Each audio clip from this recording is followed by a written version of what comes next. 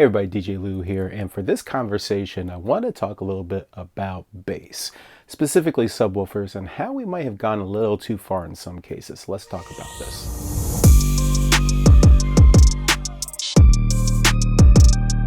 Alright everybody, before we start the video, please navigate down, hit that subscribe button, make sure you ding that notification bell as well. Also make sure to like the video, and please, if you want to support the channel, head over to my Patreon page and subscribe. I want to preface this discussion with I love bass. I love just a full, rich sound, but I like that chest-thumping bass at times. I used to compete way back in the days with my vehicles. I used to have a Dodge Neon that I used to compete for SPL competitions and whatnot. So I've definitely, I love bass as a whole. But of course, I'm getting older. I am primarily doing weddings.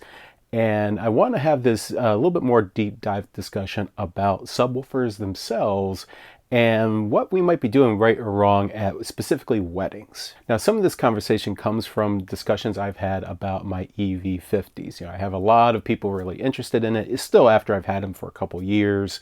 And, there is a big discussion in the community that the 50s just don't have enough punch, whether they're weddings or whatever, and you need, bass. You got to have that presence. There are definitely lots of DJs still out there rocking, sometimes a pair of 18s, sometimes quad 18s, sometimes some 21s. And, that's fine and all, but let's, peel the layers on this a little bit. Let's think about what not just our clients are expecting, but also guests as well. Now, I remember 2 years ago, I was doing a wedding. There was actually another wedding at the same venue. I was all set up and they were already starting to play their dance segment at that wedding. So, I peeked in. And as soon as I'm approaching, this is definitely big sound. By the time I opened the doors, they're rocking QSCs. They had 4 subs. And it's a very large room in itself, but this was just super chest thumping sound. And sure, I like it. It's that good boom bap type of sound. But I'm looking at the guests, and these guests are actually quite far away from the center of sound, from the dance floor. And you could just tell that the sound was impacting not only their ability to just carry discussions, but just, it was uncomfortable for them. And I've been doing this for a while now, but looking at their faces kind of reflected my choices of what I do for wedding sound. And that's to try to concentrate the sound as much on the dance floor itself. And to be honest, I have a sub that I pair with my 50s at times as a EKX 15 SP, but I only use that maybe 20% of my weddings, maybe even less. It's usually just the really heavy R&B or hip hop sets, or a really, really big room where I know the 50s can still fill the room, but the bass definitely does kind of not carry quite as well as I would hope. And that's just because they're a smaller profile. I know exactly what to expect of the 50s. They're an absolutely great speaker for my particular use. But I also know that in rare occasions, I might want to add a little bit of punch to it. And again, I try to create this kind of zonal experience where in one hand, on the dance floor, the sound is very present. You can feel that bass, especially if I'm throwing that 15 SP in there. But even with the 50s, they have a good presence. They have a more accurate presence, where you throw the subs in there. It's more overwhelming bass notes coming through. That in some cases, again, the club scene and all that. If you're doing a school dance, absolutely. But for weddings, for me personally, I think it just goes a bit too far. That might be sacrilege for some.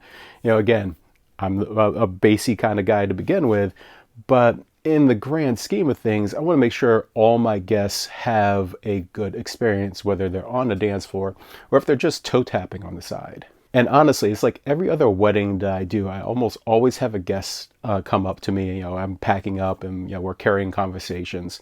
And I consistently, even when I had my Yamahas, because I wouldn't, go too crazy with those either, but especially with my 50s, I've had guests say not only that the sound was just really, really great, but they really appreciated that, they could be off to the side having a conversation, and in the same token, they can be on the dance floor and, feeling it. So again, I'm definitely not trying to say one thing is better than the other, that you have to follow a certain policy on this.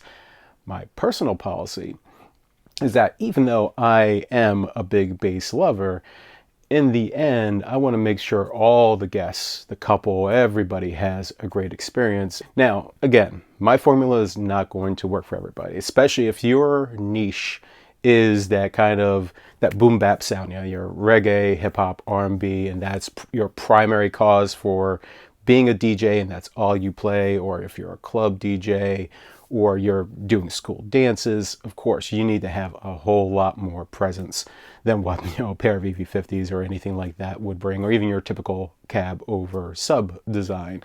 You might even be going line arrays if you're going for those really big events. All that being said, if you're doing weddings, if you are like me and your music profile is just across the board, where you're playing 40s swing, and you're doing 50s rock and roll, and you're doing some 70s disco, and then some hip hop, and then some R&B, and some pop and jazz, and this really eclectic mix of music, I really think the column array designs, a good cab over sub design, but not, again, having overwhelming presence, I think that is the way to go. But I could be wrong. Tell me if I'm right or wrong in the comments below. I want to make sure is kind of an open discussion of what's our formula for providing great sound to couples. Is it the total sonic presence of a dance segment? Is it the totality of an event with a much more leveled response like what I do? Again, tell me in the comments below. Well, there's a video, and I really hope you liked this discussion. If so, make sure you hit that thumbs up, thumbs down if you disagree with me. I want to hear the comments on this, and comment below for certain. Naturally, head over to my Patreon page if you want to support the channel, and naturally, if you like videos like this, check out everything else on the channel. Stay tuned for more.